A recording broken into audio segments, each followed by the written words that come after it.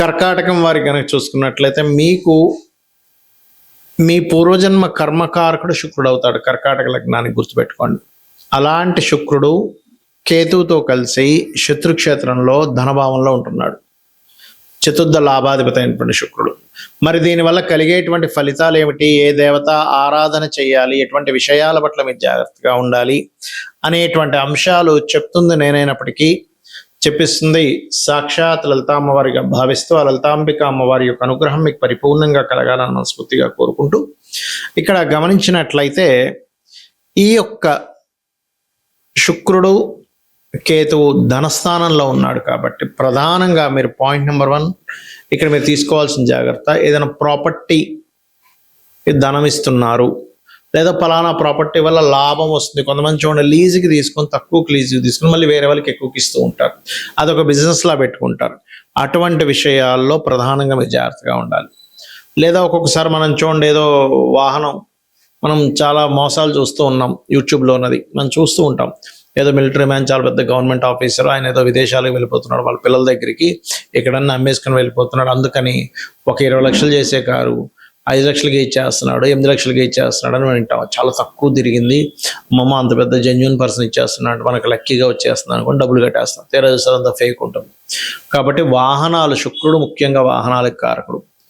వాహన లాభం ఏదో జరుగుతుంది అని డబ్బులు కట్టి ఇరుక్కుపోతారు.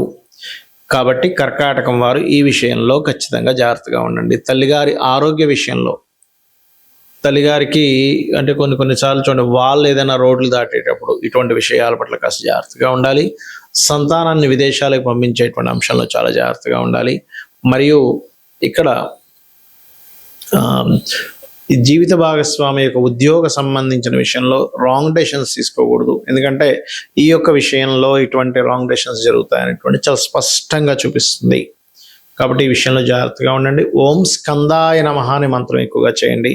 స్కందుని ఆరాధించడము, వీలైతే శుక్రకేతు గ్రహాల దగ్గర దీపారాధన చేయడము, బొబ్బర్లు ఉలవలు దానంగా ఇస్తున్నట్లయితే బాగుంటుంది. మరి మీకు ఏ ధనం ఇచ్చినా తీసుకుంటున్నా ఒక్కసారి ఓం లక్ష్మీ గణపతి నమః అనుకుంటూ చేయండి, అన్ని విధాలు బాగుంటుంది. మనకి ఈ శుక్రకేతువులు ప్రతి లగ్నానికి కూడా అంటే 12 లగ్నాల వారికి కూడా లగ్నం నుంచి 12 స్థానాల్లో ఉంటే ఏమిటి అనే విషయం కూడా ఇప్పుడు నేను మీకు చెప్తాను. శుక్రుడు కేతువు, శుక్రుడు అంటే లగ్జరీ, అదేవిధంగా ధనము, వివాహము, సౌఖ్యము, సుఖము, వీటన్నిటికీ కారకుడు శుక్రుడు. అదేవిధంగా కేతువు వైరాగ్యము, ఆటంకాలు, ఆధ్యాత్మికత, మరియు ఒక టాప్ పొజిషన్లోకి ఎవరు టచ్ చేయలేనంత పొజిషన్లోకి వెళ్ళిపోవడము, ఫ్లాగ్, ఇలా అన్ని చెప్తూ ఉంటారు. ధ్వజము అంటూ ఉంటారు కేతువుని. ఇక్కడ ఏంటంటే ఈ 2 గ్రహాల కలయిక ఎప్పుడైనా గోచారంలో జరిగినప్పుడు కానీ మన జన్మజాతకంలో ఉన్నప్పుడు కానీ మనం చేయవలసింది ఏమిటంటే ముఖ్యంగా లక్ష్మీ గణపతి ఆరాధన ఎంత చేస్తూ ఉంటే మీకు ఏ భావంలో ఉన్నా దాని యొక్క ప్రభావం ఉండదు. Point number 1. ఇక రెండవది, లగ్నంలో ఉందనుకోండి ఈ కాంబినేషన్, ఎందుకంటే 2 గ్రహాల కలయిక అనేటువంటిది అదొక యోగాన్ని క్రియేట్ చేస్తుంది. యోగము అంటే కలయిక అని అర్థం. మీకు రాశిలో ఉన్నది లేదా ఒక రాశిలో ఒక గ్రహం ఉంది, అదొక యోగం. ఆ గ్రహం పలానా నక్షత్రంలో ఉంది, అదొక యోగం. ఆ యొక్క గ్రహం మరొక గ్రహంతో కలిసి ఉంది, ఇంకొంచెం బలమైనటువంటి యోగం. గ్రహ కలయికలు అనేటువంటిది బలమైనటువంటి యోగాలు. రాశిలో ఒకవేళ శుక్రకేతువులు ఎవరికి ఉన్నా, బట్ లగ్నాన్ని బట్టి కొంచెం మారిపోతూ ఉంటుంది దాని యొక్క ప్రెడిక్షన్ ఇచ్చేదాన్ని. కాకపోతే ఏంటంటే ఇక్కడ కొన్ని విషయాల్లో వీళ్ళు కొన్ని మెటీరియల్ లైఫ్ సంబంధించిన కొంచెం లగ్జరీ రిలేటెడ్ వాటి విషయంలో కొంచెం విముఖతగా ఉంటారు వీళ్ళు. అదేవిధంగా వివాహం విషయంలో కావచ్చు, కొన్ని లగ్జరీ రిలేటెడ్, కొన్ని సుఖ సంబంధించిన విషయాలు కొంచెం దూరంగా ఉండే లక్షణాలు వీళ్ళలో ఉంటాయి. అయితే ఇక్కడ నేను మీకు ఒక విషయం చెప్తాను. ఈ కాంబినేషన్ మీ జన్మజాతకంలో ఈ మహాదశ అంతర్దశ మీ జీవితంలో ఉండాలి. ఎందుకంటే అశ్విని, మక, మూల నక్షత్రాలు పుట్టారు, లేదా భరణి, పుబ్బ, పూర్వాషాఢ నక్షత్రాలు పుట్టారు. అప్పుడు చిన్నప్పుడు అయిపోతుంది, చిన్నప్పుడు ఉంటుంది. లేదా ఇవి దాటి రవి నక్షత్రం, చంద్ర నక్షత్రం అంటే కృతిక, ఉత్తరాషాఢ కానీ, లేనట్లయితే రోహిణి, హస్తాశ్రవణంలో కానీ ఇలా తర్వాత నక్షత్రాల్లో పుడితే ఈ యొక్క దశ రావడానికి దాదాపుగా మీకు 90 ఏళ్ళు టైం పడుతుంది. కాబట్టి 90 ఏళ్ళప్పుడు వచ్చిన పెద్ద ఫలితం ఉండదు దానివల్ల. కాబట్టి ఈ మహాదశ ఉందా లేదా, ఈ అంతర్దశలు ఏమైనా ఉన్నాయా, మహాదశ మీ జీవితంలో ఉన్నప్పుడే మీకు ఆ అంతర్దశలు కూడా దాని ఫలితం ఎక్కువగా ఉంటుంది. ఆ రకంగా 2వ స్థానంలో శుక్రుడు కేతు ఉన్నారు. ఆ మహాదశలు అంతర్దశలు వచ్చాయి మీకు. అప్పుడు మీరు ఎట్టి పరిస్థితుల్లో ధన విషయంలో ఎవరికి ఇవ్వకండి. ఇచ్చారు అంటే ఆ డబ్బులు ఇరుక్కుపోతాయి, ఇంక వెనక్కి రావు ఎట్టి పరిస్థితుల్లో.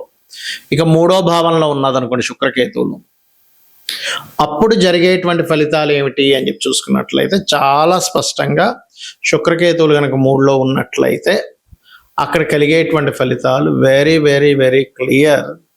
మీకు కమ్యూనికేషన్ రిలేటెడ్ స్త్రీలతోని కానీ ఎవరితోనైనా మాట్లాడుకునేటప్పుడు మధ్యవర్తిత్వంగా ధనం, అంటే ఎవరికో మనం డబ్బులు ఇప్పిస్తున్నాం, మనం మధ్యలో ఉండి మనం సంతకం పెట్టాం చూడండి, మనం ఒక్కోసారి ఈయన సాక్ష్యంతకం పెట్టినందుకు లేకపోతే ఈయన హామీగా ఉన్నందుకు ఈయన కట్టాల్సి వచ్చిందండి అంటూ ఉంటారు. ఎట్టి పరిస్థితుల్లో కూడా మీరు మధ్యవర్తిత్వంగా ఉండకూడదు శుక్రకేతువులు 3లో ఉన్నట్లయితే. అయితే ఒక్కోసారి ప్రతిసారి శుక్రకేతువులే కాదు, ధనాధిపతి పాపకత్తెరలో ఉన్నా లేకపోతే 3వ స్థానంలో ఉండే గ్రహాల చేత అస్తంగత్వంలో ఉన్నా సరే ధనాధిపతి ఈ రకమైన ఫలితాలు వస్తాయి. చాలా లాట్ ఆఫ్ కాంబినేషన్స్ ఉంటాయి మనం మధ్యవర్తిత్వంగా వెళ్ళి ఇబ్బంది పడుతున్నామంటే. అదేవిధంగా శుక్రకేతువులు 4లో ఉన్నారు. పొరపాటును కూడా మీ పేరు మీద ఎటువంటి వాహనాలు గృహాలు ఉండకూడదు. సహజంగానే శుక్రకేతు కనుక లగ్నం నుంచి 4వ భావంలో ఉంటే వాళ్ళు ఎట్టి పరిస్థితుల్లో మెటీరియల్ రిలేటెడ్ సంబంధించిన వాళ్ళ పేరు మీద ఉండకపోతే వాళ్ళు చాలా హ్యాపీగా ఉంటారు. ఉన్నా కొద్దీ ఏదో ఒక ఇబ్బంది అనేటువంటిది ప్రారంభం అవుతూ ఉంటుంది, గుర్తుపెట్టుకోండి. కాబట్టి ఇది కాకపోతే వాళ్ళ ఇంట్లో కనుక అమ్మవారిని నిత్యము పూజిస్తూ గణపతిని పూజిస్తూ ఉంటే అది మళ్ళీ పాజిటివ్గా మారుతుంది. ఒక యోగం అనేటువంటిది కొన్నిసార్లు కొన్ని వాటి వల్ల అది పాజిటివ్గా కూడా మారుతుంది. ఎలా అంటే ఇప్పుడు ఒక వ్యక్తి బాగా చెస్ ఆడుతున్నాడు, చెస్లో బాగా నిష్ణాతుడు, అతను చెస్ గేమ్లోకి వెళ్తే ఆయన గొప్ప వ్యక్తి అవుతాడు, కానీ ఆయన వెళ్ళి మనం క్రికెట్ ఆడమంటే ఆడలేడు.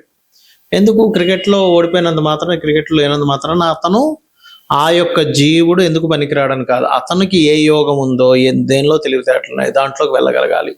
ఈ యొక్క విషయాన్ని చాలా స్పష్టంగా చెప్పేది ఆస్ట్రాలజీ, గుర్తుపెట్టుకోండి. పంచమంలో ఉన్నాడు శుక్రకేతువులు. అలాంటప్పుడు సమ్ టైమ్స్ కొంతమందికి స్త్రీ సంతానం కలగడము, సంతానం దూరంగా ఉండడం, సంతానం పొందే విషయంలో కొన్ని ఇబ్బందులు రావడం అనేటువంటివి జరుగుతూ ఉంటాయి. అదేవిధంగా పంచమంలో ఉన్నప్పుడు ఉపాసనా మార్గంలో ఉంటే, అది కూడా లక్ష్మీ గణపతి ఉపాసనా మార్గంలో ఉంటే అన్ని విజయాలు జరుగుతాయి వీళ్ళకి. 6వ భావంలో ఉన్నప్పుడు ఎట్టి పరిస్థితుల్లో కూడా స్త్రీలతో, ఎందుకంటే ఇది స్త్రీ శాపం కింద చెప్తారు, స్త్రీలతో గొడవలు పెట్టుకోవడం కానీ స్త్రీలతో అనవసరమైనటువంటి వీటిలో కానీ వెళ్ళకూడదు. వివాహం చేసుకునేటప్పుడు కూడా కాస్త జాగ్రత్తగా ఉండాలి, 6లో ఉన్నా 7లో ఉన్నా కూడా. ఇక అష్టమ స్థానంలో ఉన్నప్పుడు వాహనాల మీద వెళ్ళేటప్పుడు కాస్త జాగ్రత్తగా వెళ్తూ ఉండాలి. అతి వేగం అనేటువంటిది అస్సలు పనికిరాదు, గుర్తుపెట్టుకోండి. భాగ్యస్థానంలో ఉన్నాడు, ఎక్కువగా అమ్మవారి క్షేత్రాలకు వెళ్తే వీళ్ళ లైఫ్ అనేటువంటిది మంచి టర్నింగ్ తీసుకుంటుంది. దశమ స్థానంలో శుక్రకేతువులు కలిసి ఉన్నప్పుడు ఏమవుతుంది అంటే వీళ్ళు చేసేటువంటి ఉద్యోగంలో కొన్నిసార్లు స్త్రీ మూలకంగా, అది స్త్రీకైనా పురుషుడికైనా స్త్రీ మూలకంగానే వీళ్ళకి ఇబ్బందులు వస్తూ ఉంటాయి. కాబట్టి అక్కడ ఉండేటువంటి స్త్రీలతో ఎటువంటి ఇవి పెట్టుకోకుండా చాలా జాగ్రత్తగా మీ పని అనేది మీరు చేసుకుని రావడం చాలా ముఖ్యం. ఒక్కోసారి సమ్ టైమ్స్ ఏమవుతుందంటే బాసే స్త్రీమూర్తి అవుతుంది అక్కడ. అప్పుడు ఇదంతా ఎందుకు ఉంటుంది? వాళ్ళేదో పని కట్టుకొని కావాలని చేయడం పక్కన పెడితే వీళ్ళకి యోగం కర్మకారకుడు, అంటే పూర్వజన్మ కర్మ ఉంది, అంటే పూర్వజన్మలో వీళ్ళు ఏదో స్త్రీని ఆ యొక్క జీవుడిని ఏదో అన్నారు, ఆ కర్మ ఈ రూపంలో వచ్చిందనమాట. లాభస్థానంలో గనక శుక్రకేతువులు ఉంటాయి, వీళ్ళు స్పిరిచువల్ రిలేటెడ్ సంబంధించినవి కార్యక్రమాలు చేయడానికి బాగుంటుంది, కానీ ఫ్యాషన్ రిలేటెడ్ సంబంధించిన విషయాలకు మాత్రం ఇబ్బంది వస్తుంది. అలాగే మరొక విషయం ఏంటంటే ఇక్కడ గమనించుకున్నట్లయితే ఇక్కడ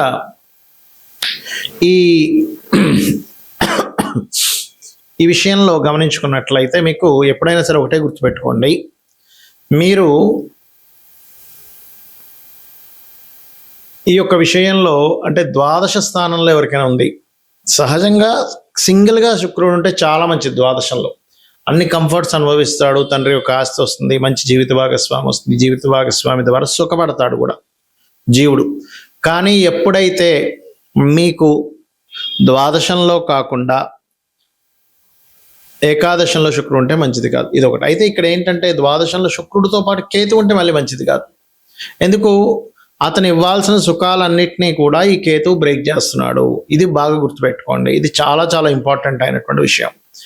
అలాగే ఈ యొక్క గ్రహస్థితులు ఎలాగున్నప్పటికీ కూడా మీరు అమ్మవారి ఆరాధన, లలితా సహస్రనామాలు, అందులో ముఖ్యంగా ఈ శుక్రకేతు కాంబినేషన్ ఉండేటువంటి వారు ఒక నామం 2 నామాలు కలిపి కనుక లలితా సహస్రనామాలు చేసుకుంటే అద్భుతమైన ఫలితాలు వస్తాయి. ఏమిటది అంటే ఓం కామేశ్వర ముఖాలోక కల్పిత శ్రీ గణేశ్వర ఓం శ్రీమాత్రే నమః.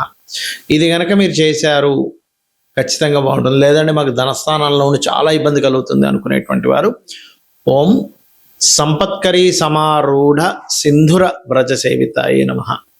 ఇక్కడ ఏంటి, ఒక్కొక్కసారి శుక్రకేతువులు ఉన్న ఒక్కొక్కసారి మంచి జరుగుతుంది. ఎందుకు అంటే వాళ్ళు దానికి సంబంధించిన ఫీల్డ్స్లో ఉంటారు, లేదా ఆ శుక్రకేతువులు ఒక్కొక్కసారి శుభకత్తెరలో ఉంటారు. అంటే రెండు శుభగ్రహాల మధ్యన ఉన్నప్పుడు శుక్రకేతు ప్రభావం తగ్గుతుంది. ఇలా ప్రతి విషయాన్ని కీన్గా అబ్జర్వ్ చేసి మనం డెసిషన్ తీసుకోవాలి, కానీ వెంటనే శుక్రకేతువులు కనబడగానే భయపడిపోవడము అలా అనుకోవడం కాదు. సో ఈ రకంగా చేసుకోండి, అన్ని విధాలా మీకు బాగుంటుంది. అమ్మవారి యొక్క అనుగ్రహం మీకు పరిపూర్ణంగా కలగాలని మనస్ఫూర్తిగా కోరుకుంటున్నాను. శ్రీమాత్రే నమః.